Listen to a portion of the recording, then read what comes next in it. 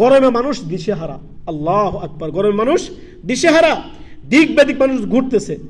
চিন্তা করেন, সুবহানাল্লাহ। এগুলো আমাদের কি পাপের কামাই না? এগুলো আমাদের কর্মের হাতের কামাই না? আল্লাহ তাআলা কি বলেছেন?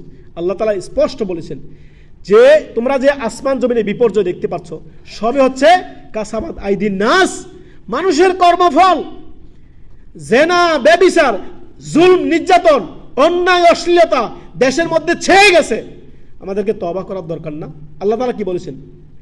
ফাকুল তুস্তাগফিরু রাব্বাকুম, তোমরা আল্লাহর কাছে ক্ষমা চাও, তওবা করে ফিরে আসো।